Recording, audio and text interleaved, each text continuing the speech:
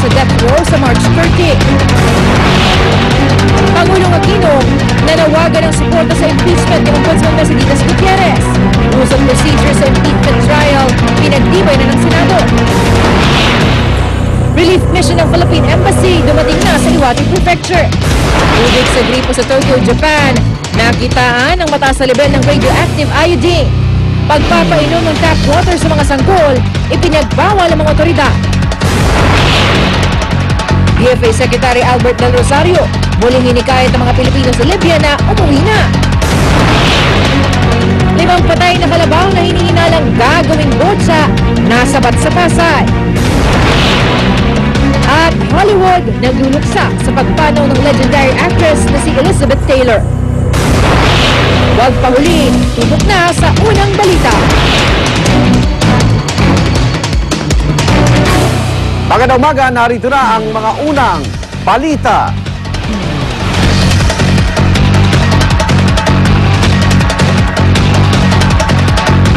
Vice President Jojo Marbina ay muling aapela sa Chinese government para maisalba ang 3 Pilipinong nasa death row sa China dahil sa kasong drug trafficking. Itinakda ng Chinese government ang pagbitay sa Marso at 30. Darito ang report ni Maris Umali. Ikinagulat ni Vice President Jojo Marbinay ang anyay napakaikli lang na pagpapalibas sa pagbitay sa 3 Pilipinong nasa death row sa China dahil sa kasong drug trafficking. Sa Marso at 30 na itutuloy ang pagbitay kina Ramon Credo, Sally Ordinario Villanueva at Elizabeth Batain. Mahigit 1 buwan matapos ang orihinal na petsa na pagbitay noong Pebrero 20 at 21. Ayon kay Binay, bagamat wala naman daw malinaw na pangako sa kanya ang China na babawiin ang bitay nang magpunta siya roon noong Pebrero, umasa pa rin daw siyang kahit papano'y tatagal pa ang pagpapaliban sa sentensya.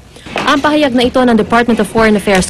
The Philippines conveyed to the Chinese side that it, and I quote, respects Chinese law and the final verdict of the Supreme People's Court, unquote, on these cases. To be specific po, maring tinutulan ni Binay.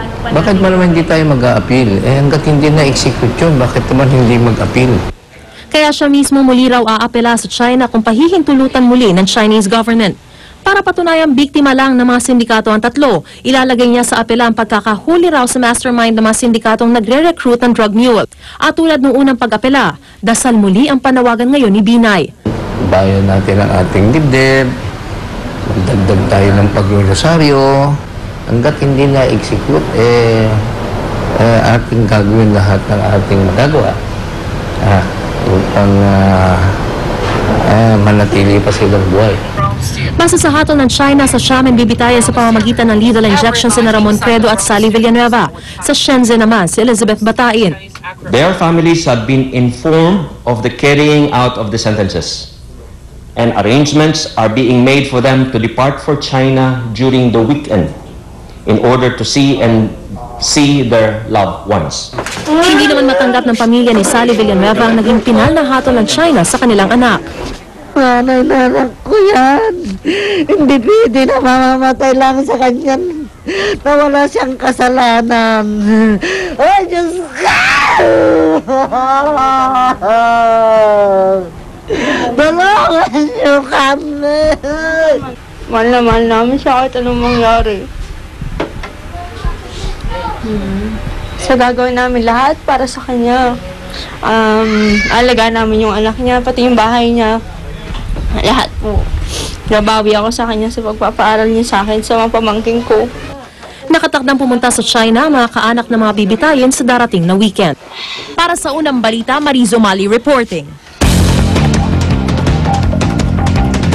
At kaugnay po ng bandang yan, mapasok natin live sa studio si Ginang Edith Ordinario, ina po ni Sally, isa sa mga Pilipinong nasintensyahan po ng bitay sa China.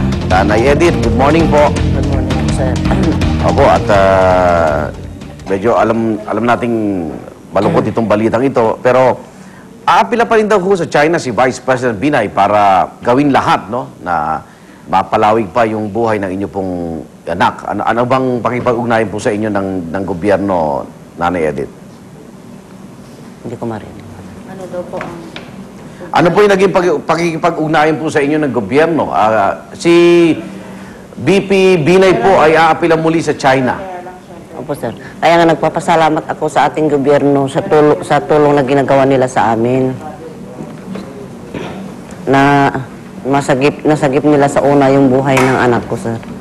Pero ito, pangalawang pagkakataon, nagsusumamo ulit ako sa kanila na pagpatuloy nila ang pagtulong sa pasagip ang buhay ng anak ko. Nagkaroon mo ba kayo ng pagkakataong makausap po muli si Sally, Nanay Edith? Oo, sir. Kailan po nangyari yun? Sa sulat lang, sir. Hindi ko pa nakakausap ng personal yung anak ko. Kahit boses man lang, Wala. 2 sulat, 2 taon. Okay, may nakikipag-unahin na ho ba kayo kaugnay ng pwedeng pagpunta nyo sa China para baka piling ho si Sally? Ang sabi ng anak ko kagabi, sir, mga 28 siguro kami papasok ng China. Kasi hindi sinasabi sa akin. Okay, at paano nyo po pinaghahandaan ito? Medyo malapit na ho yung March 30. Sa susunod na po itong linggo, Nanay Edith. Sir, habang buhay pa yung anak ko, mga ilang araw pa naman, ginagawa namin ang lahat para masagip man lang yung buhay niya. Para So sa kwento ho ng anak niyo, naniniwala kayo, biktima lang ho siya nung sindikatong ito, kaya ho siya ganito ang kanyang sinapit, Nanay? Opo, sir. Biktima lang siya talaga. Actually, yung nagpalipad sa kanya, nakausap ko naman noon. Nagtapat naman sa akin. Sinabi niya lahat-lahat kung paano ano ang paglagay niya. Lahat-lahat dinescribe niya sa akin noon. Okay, Nanay, konting tatag pa ho ng loob at yung panawagan nga hong dasal pa para ho dito kay Sally. Maraming salamat to. At yan po si Nanay Edith Ordinario, ang ina po ni Sally Ordinario Villanueva. Dito na ako talaga matangkap.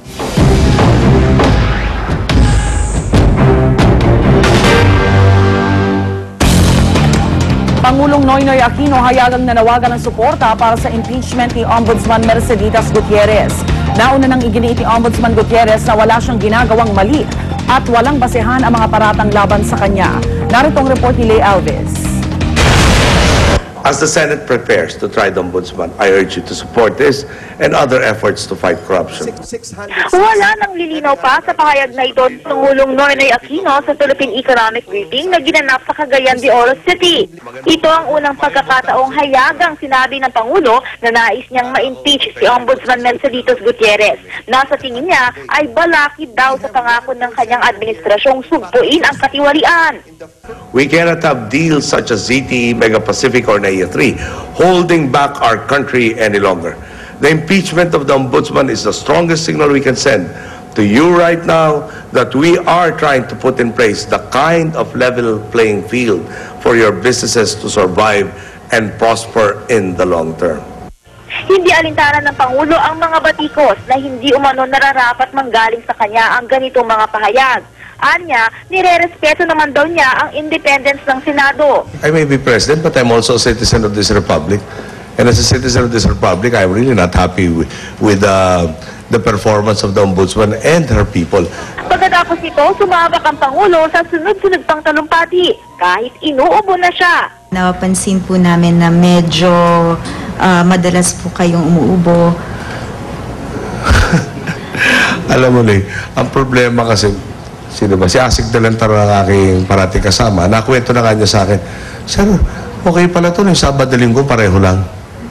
Now, which means there is really no break when you're president. This job is 24/7.